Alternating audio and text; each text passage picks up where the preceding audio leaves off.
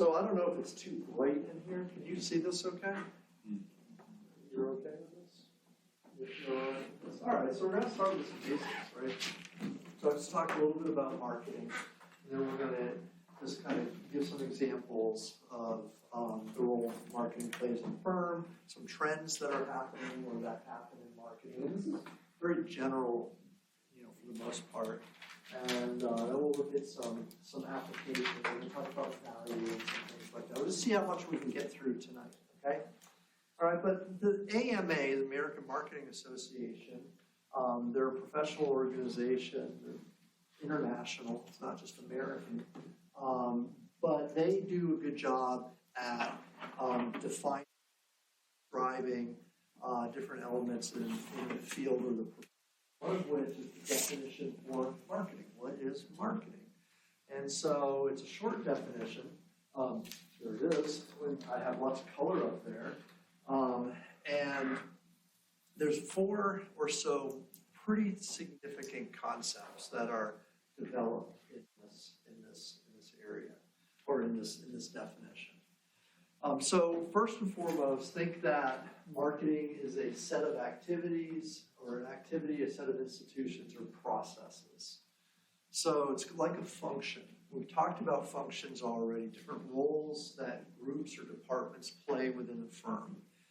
And just like the ones we've talked about, marketing has a role and a function within an organization, which we'll talk about a lot this semester, all right, and especially tonight. The things that marketing or the marketing function, institution, or activities performs and executes includes creating, communicating, delivering, and exchanging. So those are activities that are done. Those are like verbs. They're things to do. Offerings that have value. Offerings that have value. So that would be the third thing. So creating. So, organizations, in order for an organization to persist, not just exist, but continue to exist, to persist, an organization has to offer something others want, whether it's a service or a product or a benefit of some type. It could be think about a nonprofit. If a nonprofit doesn't do something, why would they exist, right? They got to do something, right? A business has to do something that others find value in, or they won't even exist. So the creating concept is a major, major concept within the area of marketing. Right? Creating value. We can talk a lot. We can spend entire semesters talking about how value is created, the product development process, for instance, and how we identify value and things like that. But the point is that somebody in the organization has to create value, and it's one of the roles that marketers play. Now, value can be created by others too, but at the end of the day, folks will ask, well, what are we offering the customers this year? You look around the room, and that's typically the role of the marketing area, right? The marketing function. All right, offerings that have value. All right, so if nobody wants your product, nobody wants your service, or they're not willing to pay you for it, you haven't created value. How many bills can we pay? Can we write a check on it? People, if nobody's buying our product, if we don't have cash flow coming in, it's hard to operate, right? It can't function without somebody recognizing the value that we created and willing to pay us for it. Right? So that's kind of in there. And then to whom are we doing this or engaging with? Customers, clients, partners, and society at large. That's like super vague, super broad. You say, well, like stakeholders who are involved here, it could be society at large. It could be other institutions, right? It could be different agencies or things like that. It could be customers. It could also be employees, right? People who find value in what we do and are willing to pay us for it. It's a big group. It's an exhaustive group in a lot of ways.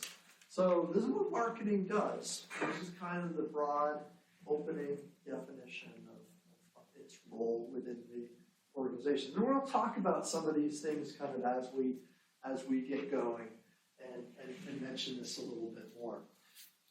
You might be familiar, or if you're not, maybe somewhere along the line you'll read some of the. I can't read these little signs up here. If any of them say Peter Drucker, has anybody heard that name before? Peter Drucker. His name is very old now. He was a management, I'm going to use this term, guru, a management soothsayer, a professor who well respected for about 60 or 70 years in the field. Did a lot of quality management, TQM, total quality management stuff, those types of things, wrote for HBR a lot. Just a real thinker in the field of management. So marketing, though, is a central core, central function, not the only one, obviously, but a key component to what an organization does is create value. A key component for what an organization does is distribute, disseminate, and capture that value, right? And that's what that definition is really talking about. A key function of the organization is to work with customers, employees, and other stakeholders, right? Again, those are key elements of that definition we just saw, right? So Peter Drucker said there's only one valid definition of business purpose, that's to create a customer. Again, if you are doing work and there's nobody there to receive that work or find value in that work, then why are you doing that work, right? I could hear a good solid argument from an artistic person, because sometimes we all hear that person who's put a lot of effort and work into something and it doesn't always capture value immediately. So I could understand that argument a little bit, but at the end of the day, we still have people we need to pay. We have bills to pay. We have employees who want their paycheck. So we have to have customers who are going to help us along the way like that. Marketing is so basic, though, that it can't be considered a separate function, i.e. a separate skill or work within the business, is what he has also said. Again, years and years and years ago. So this is kind of the thing that we think of. But more specifically and more pointedly, the role of marketing today is a little bit more demanding, I think. Terms, those kind of sketches are all platitudes. They're kind of up there. It's hard to capture some of those things. I kind of want to just give a couple examples. We'll talk about customer satisfaction for one, and a couple other things as well. So customer satisfaction is something we measure in marketing.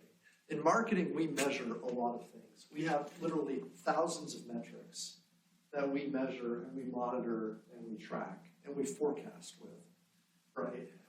Just lots and lots and lots of them. Satisfaction is one of them. Okay, so we're going to talk about that here in a little bit. But marketing activities, though, that we use, and the metrics that we use, kind of get lost in the shuffle. I'll be the first one to say, hey, look, marketing, it often attracts folks who are a little less analytic. Maybe we used to have this joke, don't get offended, we used to have this joke that accountants and financiers, if they're creative, they go to jail. Marketers, if they're creative, they get promoted, right? That's a joke, it's a joke. Okay, but today, the reality is today far, far different from those statements. We are, in marketing, just like in management and everywhere else, accountable financially and physically for what we do in every way, shape, and form. So, if I say, look, I want to do this advertising campaign, or if I want to do this promotional thing, or if I want to build awareness by doing some type of thing, somebody's going to say, well, how much will that cost? And then they're going to say, what will be our return on that investment? And I, as the marketer, can't say, oh, I don't know. can't say that in today's world. I can't say, oh, it'll be fine. I have to be able to say, well, look, we would expect this certain type of like increase in sales, increase in profitability, increase in profit margin, something along those lines. That's like a big difference, right? So most folks who are like, well, marketing, oh, it's all just creative stuff, right? So one of the things we're going to find this semester is that the role of marketing, while it's very strategic and we make a lot of decisions, it oftentimes ties back to, is this automatically going forward?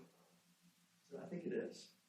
It oftentimes needs to be tied back to something that looks like this, where we go out, we perform some marketing activity, and we track some of those metrics. We track some of the activities that we're doing, some of the results of what we're doing in terms of sales and things like that. We understand whether we're performing well or not, translate that into some type of marketing ROI, which is not a perfect science, it's actually very messy, which then ultimately contributes to the firm in some way, the profitability of the firm or to the firm's ability to reach their mission or obtain the mission or goals that they have. Okay, so there's this accountability level that's kind of new. Now, the good news is we're getting much, much better at that as marketers. There's more demand for us to get better at accountability in terms of what we're doing in our spends and all of that. But we're also doing a lot, you mentioned earlier some analytics and some data stuff. Well, think about what drives profits and think about the things that we do. So, we know that when you track market share, for instance, the relative number of sales we have compared to the rest of the industry, market share. When you track market share, firms that have greater market share tend to be more profitable. Customer retention. Customer retention is an enormously important metric that we measure. So say I'm an operating business and I have a certain number of customers today. And I look at my customers next month or next year and I ask how many are still with me and how many have left. How many have I retained and how many have gone somewhere else? So that retention rate is vitally important. It's incredibly expensive to go out and find new customers. So if I lose a customer, it means if I want to maintain my status quo, I have to replace that customer. If I want to grow, I need to attract more customers. So acquisition cost of new customers, incredibly expensive. Okay, I'm sorry.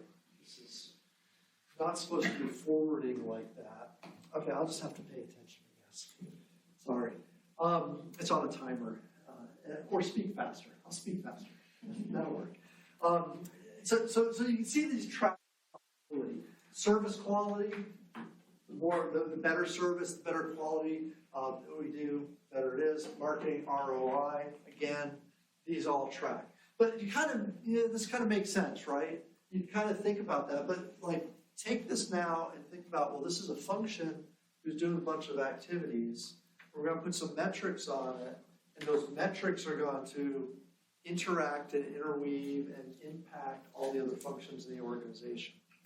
Or just imagine if we could be more efficient in a marketing buy and we can boost our profitability a little bit, think of how many more things we can do with that. Think of other ways we can use that money, right? If we're more efficient, maybe our ROI is better, say, than our competitors. We could theoretically lower our price and still make margin, right?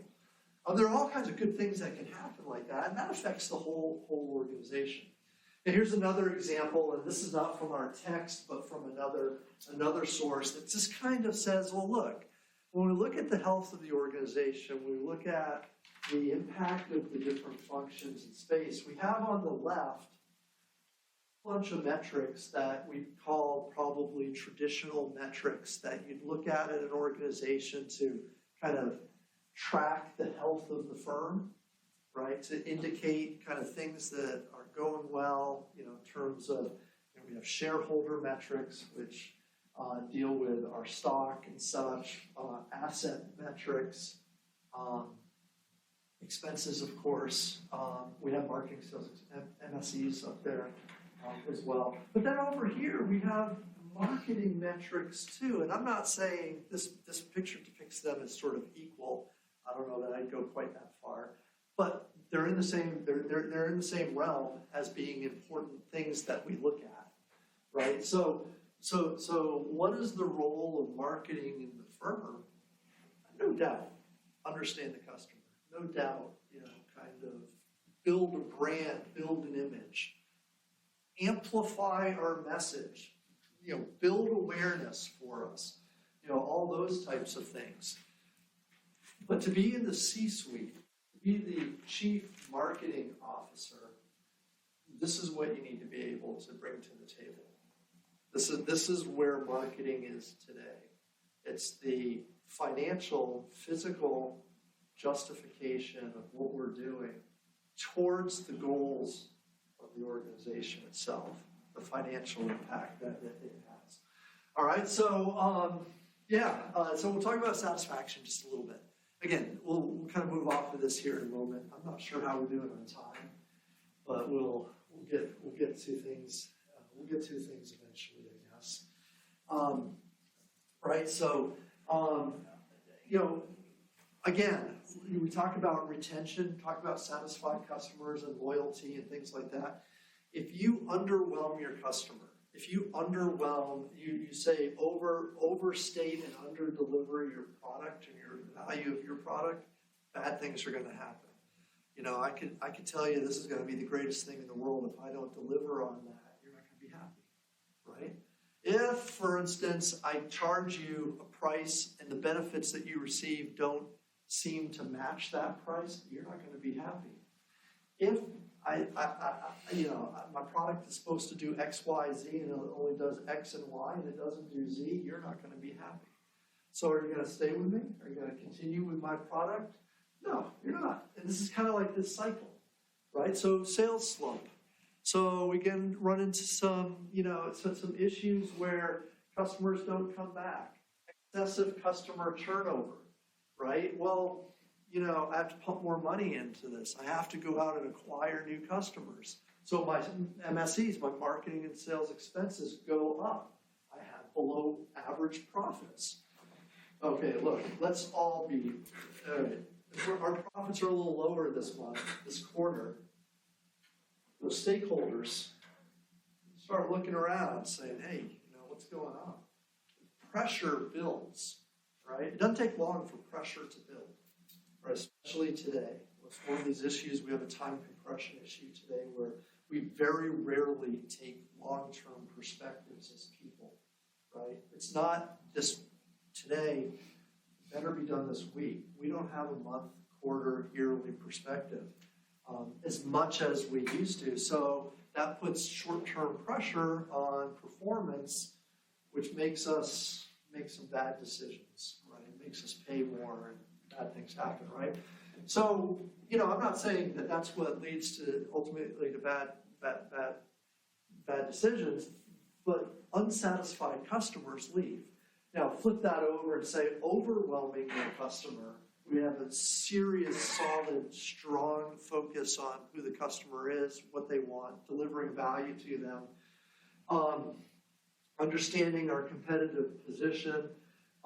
Things like that will boost loyalty, boost customers coming back. It'll maximize our retention rate, right? All those good things.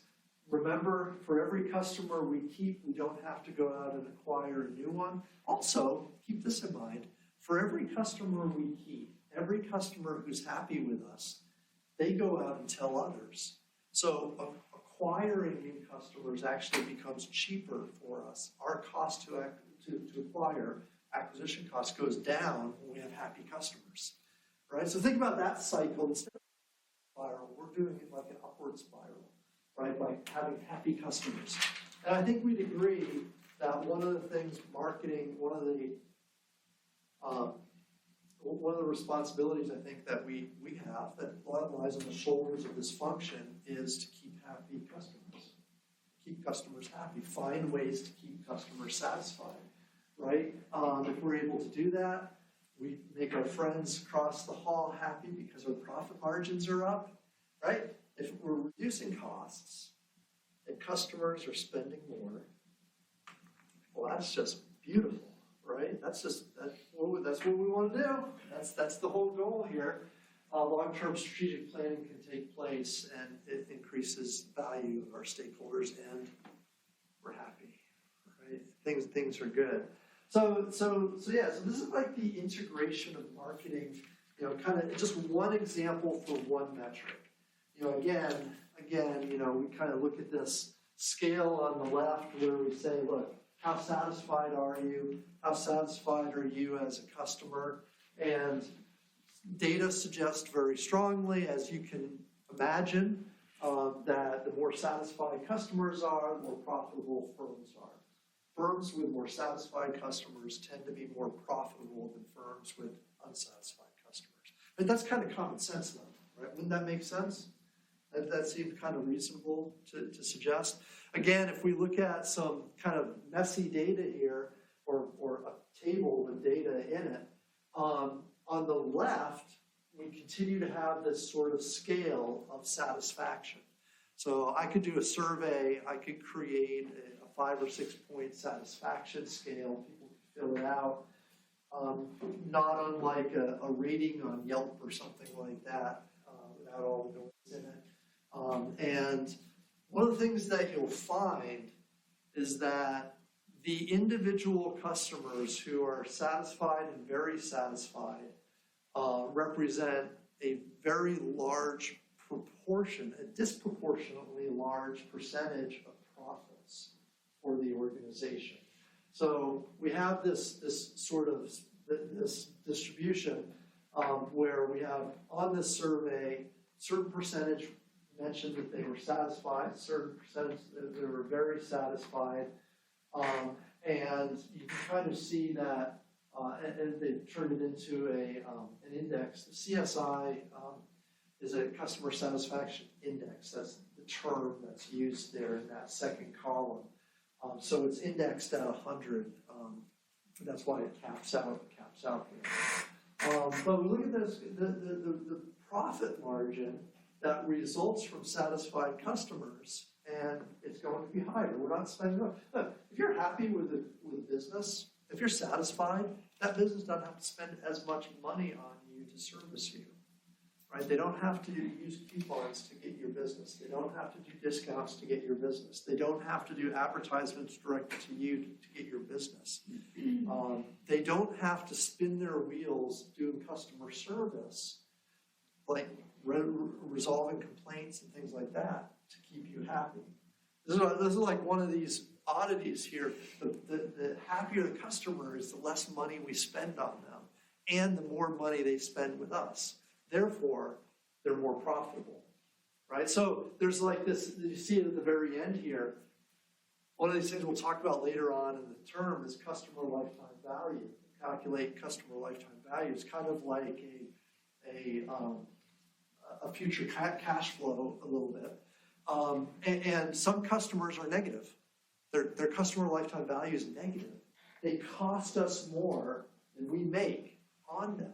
It's true. There are some customers like that out there. And those customers, we suggest very kindly for them to go to our competitors, right? I mean, the goal of customer lifetime value and CRM, customer relationship management, and things like that. So, bottom line here is you think about what happens in marketing, and this is just one small little example of how satisfaction, one metric, can contribute to and have an impact on what the organization's going to do. And I think that can be kind of a powerful thing. All right, do you all have any questions right now? Speculation. Who knows? Look at all these other vendors out here. Look at all. Where do you think they get their information? They probably looked it up from us. don't trust them, trust us. And you know what? That's what that works. That works for them because that's their core competency. Okay, so cool, interesting idea here. The article itself, it's just one example of how a leader had to make a decision. And is this a marketing article? No, probably not. I think you could use this article in a lot of different applications, but it has to do with value and understanding what value is all about. So let's spend just a minute or two talking about how we define value. And then we're going to do exchanges, and then we're going to wrap this up, okay? This class ends at 8:45. Is that right? Is that true? When does the concert start? No, I don't know. I'm kidding. So value. What's going on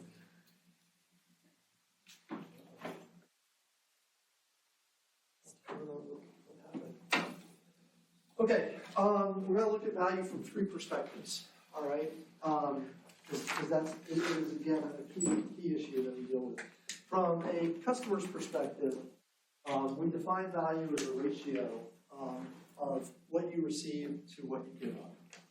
Okay, so the costs that you incur, right, to the benefits that you receive, right? And there's not really there's not an equation or a way we measure this per se, but as customers, when you go buy a product, you feel like you overpaid a little bit.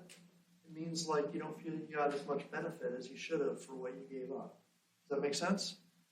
Right? If you feel like you got a good deal, I got a really good deal on this, it means that you received a lot of benefit relative to the costs you incurred to receive those benefits. Okay, so from a marketer's perspective, from a business perspective, when we talk about value, we're talking about what we're producing, the benefits that we're producing.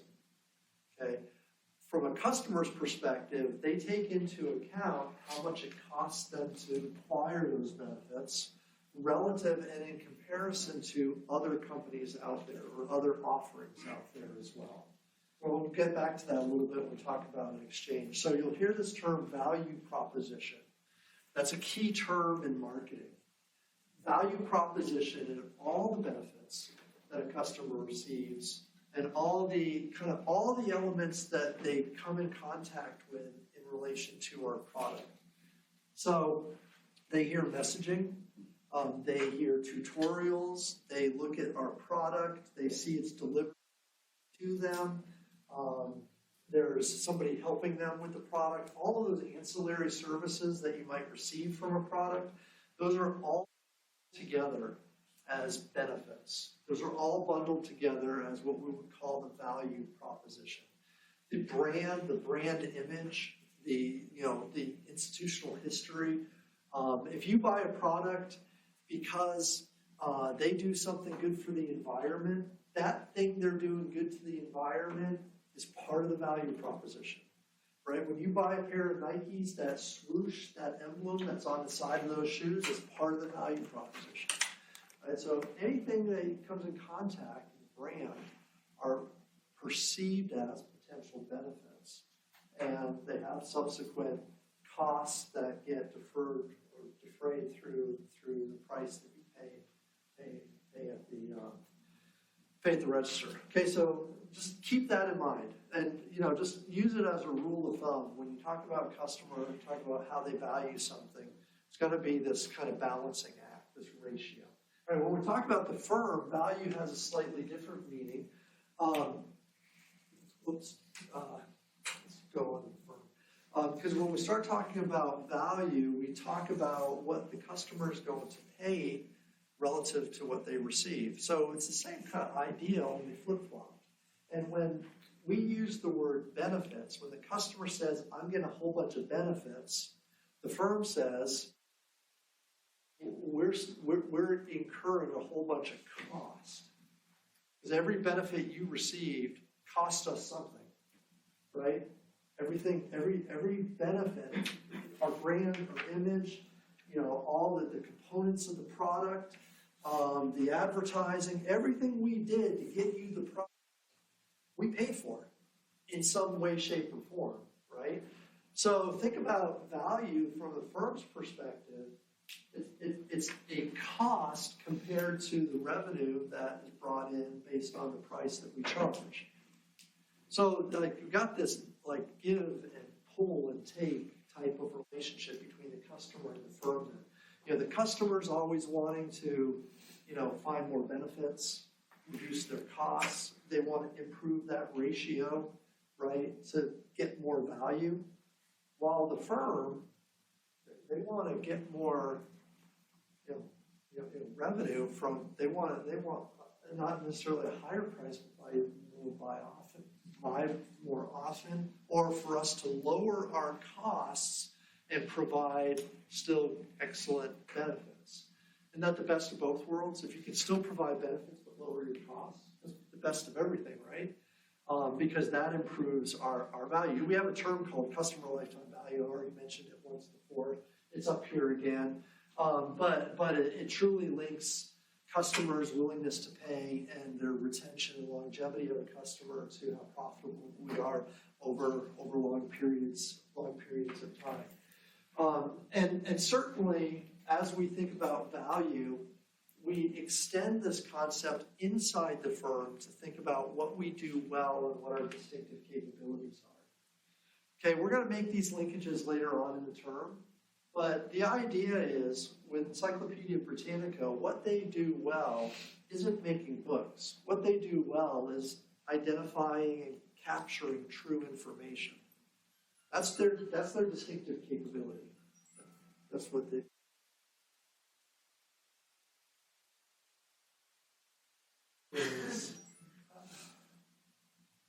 I'm embarrassed now. I would point out and make a big deal about that. You can do that. It's okay. So their distinctive capability, though, is their ability to identify and have true information, which they can then leverage in the marketplace if they know that's what it is. So so if you say, well, what value do they bring? What value do they bring to shareholders, to stakeholders, to society at large, to customers? What is the value that they created? Going back to our definition, true knowledge, true information. And thankfully they recognize that. Thankfully they can leverage that into other physical products in order to be able to stay alive and not view them. If they viewed themselves as a book company, they would have been gone a long time ago, right? Out of business, long time ago. But thankfully they didn't do that. Okay, third type of utility or third type of value. A lot of textbooks will talk about something called utility. Our friends in economics talk about utility and utils all the time. And so I put this up here because you'll see this from time to time in different textbooks. Oops, I'm sorry. Where value might be defined by something called utility. And there are a number of different types of utility out there. So we have customer-based value. We have value that the firm brings to the table in terms of what they do and how they recognize value as profit. Then the economist view of value can translate into some things we do in marketing as well. Place utility, for instance, having the product where the product should be when it's being used. Think about just-in-time technologies, just-in-time distribution and operations, for instance. Time utility, not only having it in the right place, but having it at the right time. Having it when you need it, again, just in time, and some operation stuff take advantage of that. We have something called possession utility. If you are able to transfer ownership rights from one party to the other, then that's a shift or a transition in possession or ownership. That's an important thing if you want to resell what that thing is you own. Again, we'll talk about our friends in the art world. It's very contentious. Who owns art? Well, the artist, unless they release their right to it, right? You can't just make pictures of artists' work and then for yourself or whatever. Yeah, it's the artist for it. It's there. They own, it's like intellectual property rights, right? But possession utility, it says something different. It says that we could sell those rights and somebody else could own them, and then they in turn could sell them. Right, so that's a utility that could be there. Form utility is the transformation of raw materials or physical form of a product. So it's no good if you have just a bunch of raw materials. You have to form those into a product for that product to be useful. And then finally, this idea of experiential activities as a form of utility. So it's not just the physical thing, but it's the experience of it. It's the experience of an event or whatever it is that we're doing that forms our utility as well. Okay, so value and utility are big deals. These are things that are important to us. Good so far? Good, good, good. All right, last topic before we talk about, and we'll wrap up this last topic, and then we'll talk about the syllabus, class material. Okay, sound good? All right, I want to talk about exchanges. We'll come back to this here in just a moment. There we go, okay.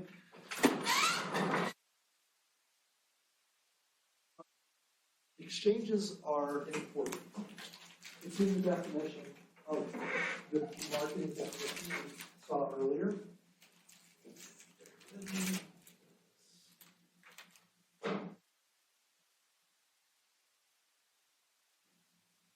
I think that, so an exchange, it's when you have two or more parties with something of value, and they can satisfy, and they will have needs.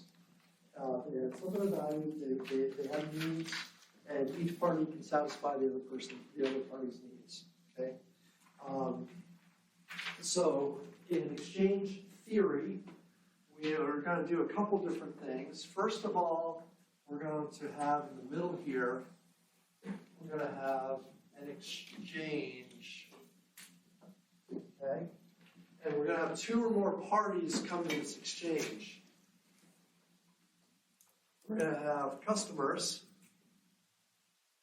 and we're going to have firms. Now again, I use that term firm loosely. It's any organization or any person or individual that has something of value. Okay? So in our world, we're just going to say firms because that seems to make sense. Customers, they have needs and wants, right? I need to eat. I need clothing. I need, all kinds of things. I want all kinds of things. You agree? Sometimes in marketing, we define the customer based on what they need or want. So we have a group of customers who have a specific need, and we call them a group of customers. We actually go even further. If they have the same unique need and want, we call it a market. Right? A market of consumers, or there's a group of consumers who have and are looking for the same thing. Right? So, markets. Simultaneously, if we have not one firm, we say firm, or we can say firms, if we have a group of firms that satisfy a specific market need, that group of firms is also often put together and kind of called maybe an industry.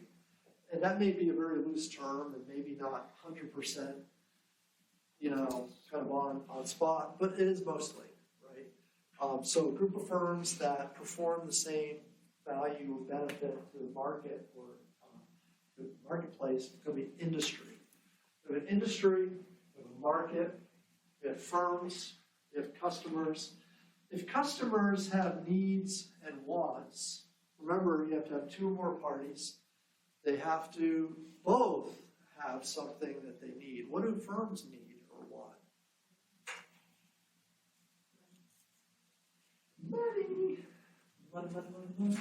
That is often the case.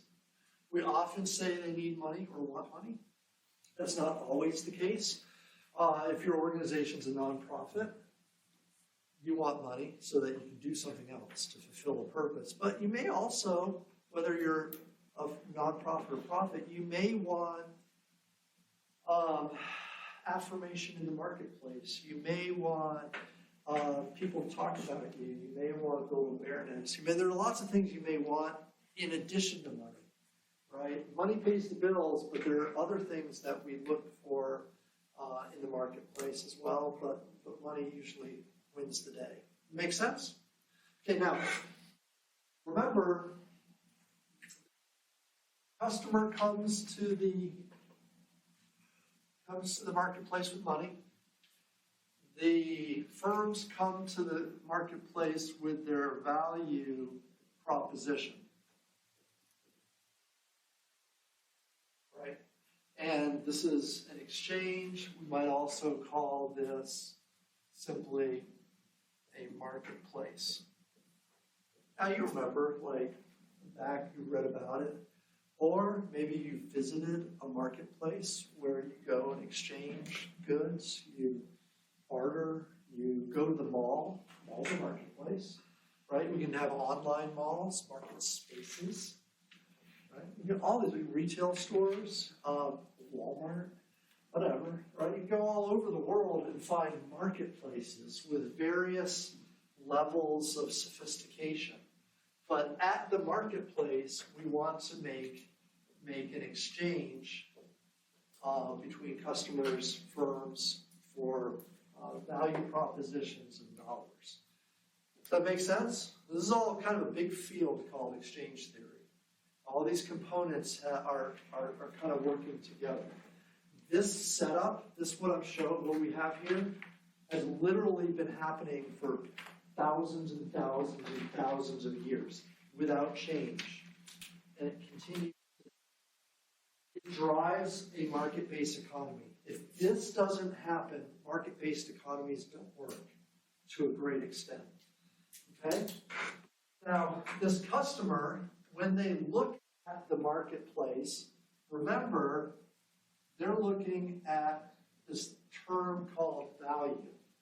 And they're comparing the value proposition, the benefits that they are likely to receive, they're comparing that to the costs they have to give up.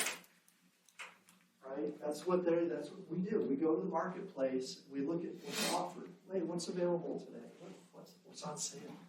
Are there any good sales this week? Right? That's what we're looking at specifically when we're doing that, to fulfill our needs and our wants. The firm is a little bit more sophisticated, but maybe not that much more sophisticated. I don't know.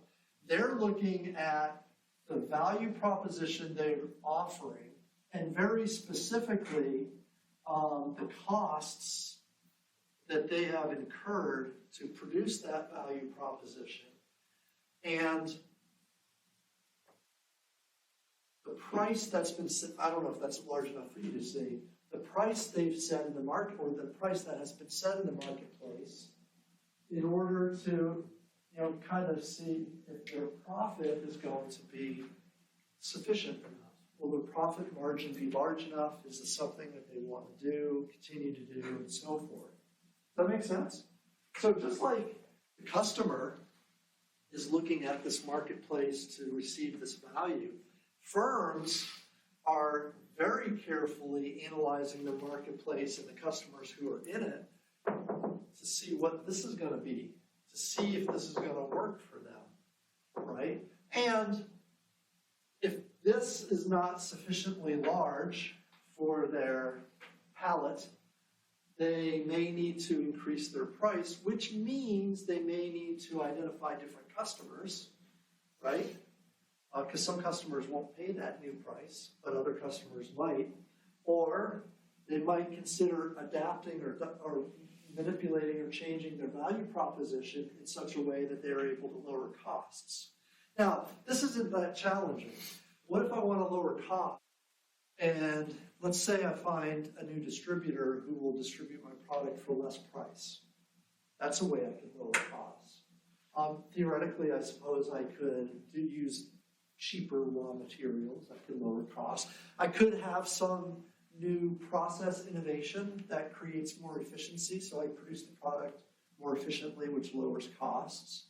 I could cut out some intermediaries. So instead of having a distributor, I could sell directly to the customer and cut out some costs doing that. There are lots of ways we can cut costs, right, in this whole thing.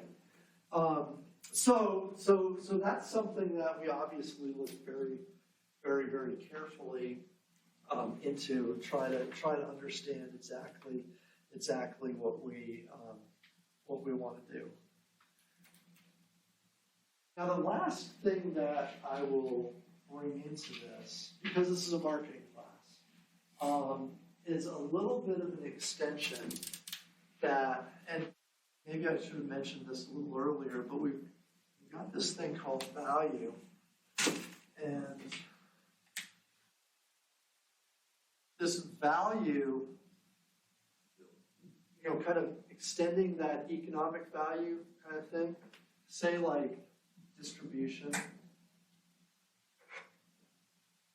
the way the product is designed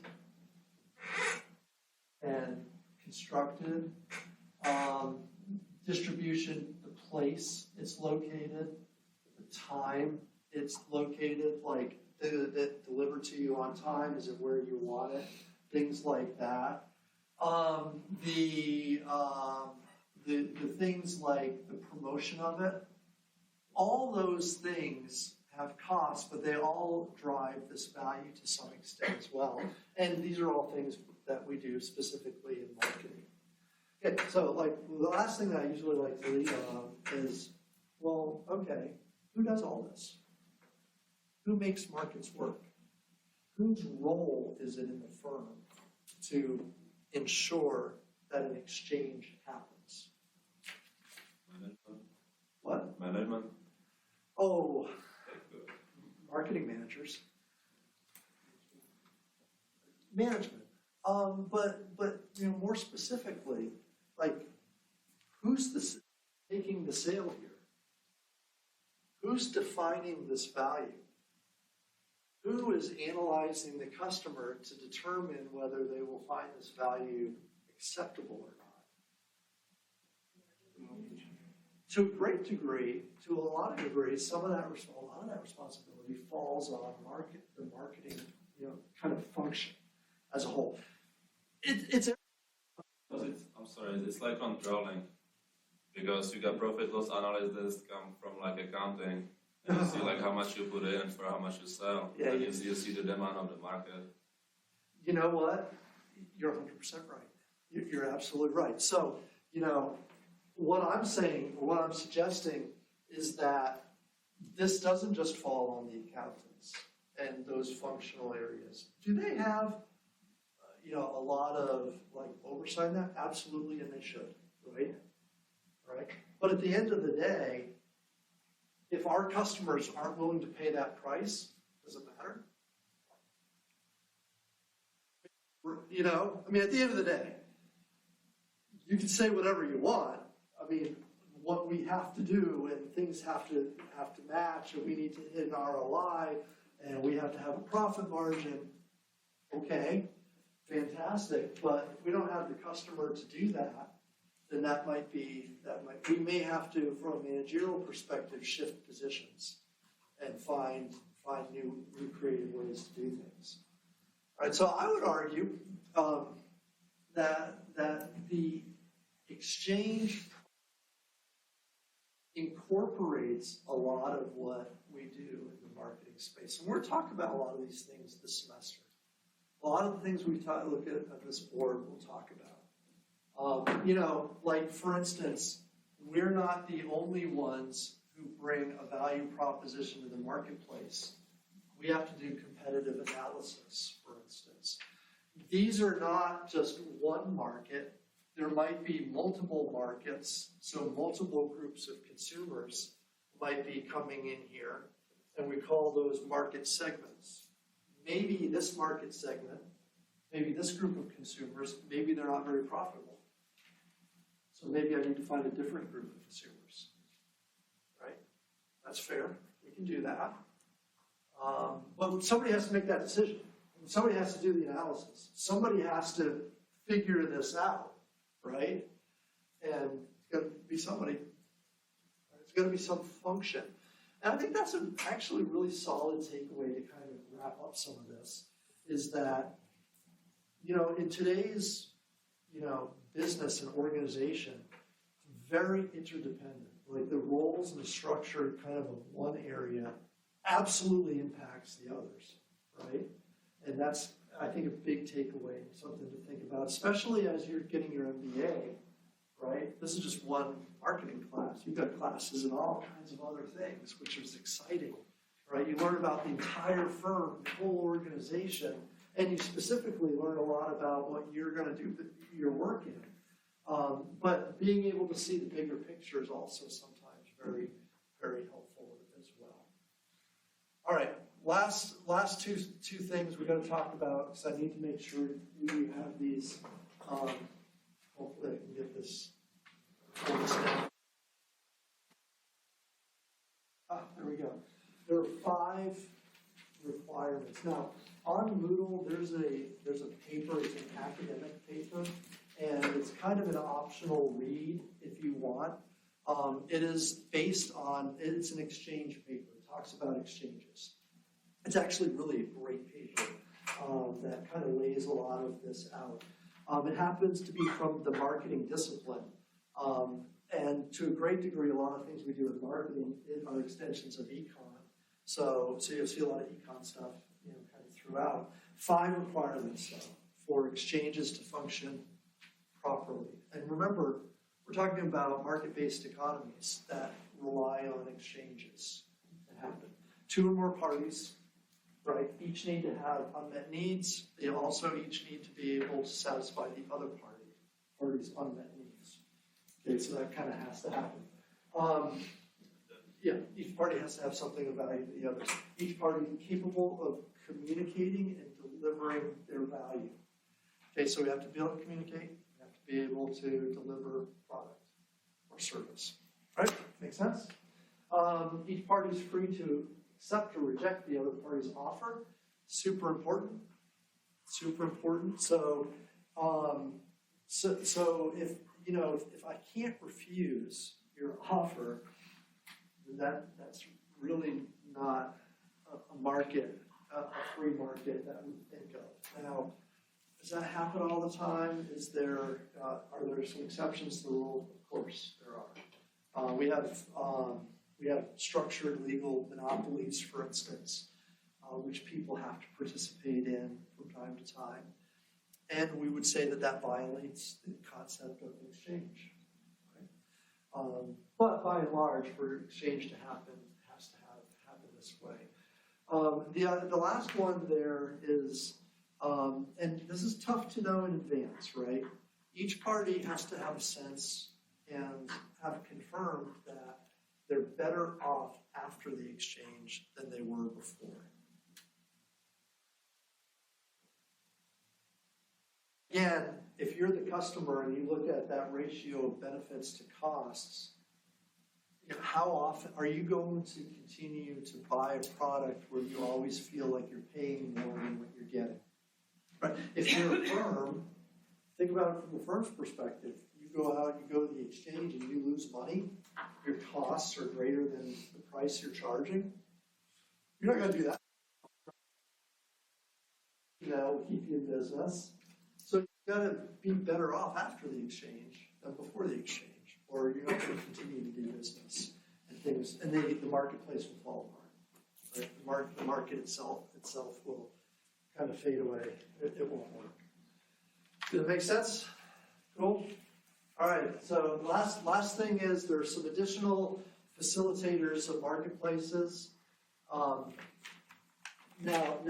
we may look at emerging markets and compare emerging versus developed economies in some of these elements. So in other words, like we have marketplaces. Some marketplaces act and behave more efficiently than others.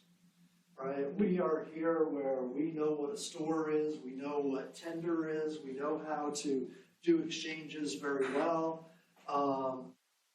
Certain elements that are built into our market structure that help that happen. So imagine And maybe some of you have experienced this, either in travel or in your own experience, where you do a deal with somebody, but they break their deal, they break their contract, and there's no ramification. There's nobody saying they can't do that. So I've had the opportunity to do some business and travel around in the Middle East quite a bit. And contracts are only as good as a handshake, to be quite frank. In a lot of cases, not all, but in a lot of cases. Somebody agrees to something, okay, it's fine. But if they don't hold up their end of the bargain, there's oftentimes not a legal component for us to be able to draw recourse from them. That's a problem, right? If you're going to do business in good faith, there has to be some accountability in a market-based economy. So enforceable contracts and other legal protections. Also think about that for intellectual property as well. Protecting intellectual property. If you can't do that, that breaks down a market very quickly. Okay, having a medium of exchange, stable medium of exchange is very, very beneficial. It's very helpful. You may be familiar with hyperinflation, cases where currency being used isn't worth much after periods of time. That can be challenging. So stable, accepted currencies. Systems and places where there are well-developed channels of communication. So whether that's through media or some other form of being able to communicate to people, or communication infrastructure has to be in place. That's one of the key things. Distribution, transportation. So if you think about economies, developing economies, places around the world where you have difficulty getting to a port or getting from a port to a body of consumers, whether it's roads, air travel, rail travel, where those infrastructures are less developed, you see less developed marketplaces. Access to credit and banking. It's not just stable monetary systems, but can firms and organizations have access to credit? Right? That's like a big deal when it comes to establishing markets, and then also, and finally, cultural norms and expectations. A lot of times when you go to marketplaces, regardless of where you go, there are little nuances and variations of what's acceptable and what's not, and how business is done and how it isn't, and so on and so forth. And in some spaces, in some places, the idea of doing market transactions is less done. In some cases, you can't make a market transaction if you don't know the people that you're doing business with, for instance. That's a cultural thing. There are plenty of cases where my business is run by my family, and we do business with a different group or different set of families, and that's how. And we wouldn't do business with somebody else. That's a cultural thing. So the cultural infrastructure needs to be there as well to highlight this type of thing. Okay, any questions? Exchanges. Covered it. Talked a lot about exchanges. Talked about kind of this idea of kind of the role that marketing plays to some extent as that happens. Transactions. Talked about what value is and how value is defined. Generally speaking, we talked a lot about the interrelated role that marketing has in the other functions. Okay? Any questions so far? Good? All right. How are we doing on time? Oh, we're doing great. I have to tell you, last time I taught at Masters was maybe 2 years ago. It was at a different institution, and we had 7-week hybrids. So we would meet once a week, and class would be 4 hours long, from like 6 to 10. a week. So if I keep asking you how much time I have, it's because I'm clueless. I don't even know where we're going and how we're doing. So you'll have to let me know if I go too long, or if I go too, am I going too short? No. No. Good answer. Good answer. Well, so we'll have material. So the goal here is we'll meet every week. We'll have some material in class. There's no way around that, right? But what I really like to do is a couple times at least try to break out, have a break, do an article, do some stuff like that, where we think a little bit and we focus on, kind of where we're going and what we're doing. Make sense? Yeah? Good so far? Okay. All right. So let's just wrap this up by talking a little bit about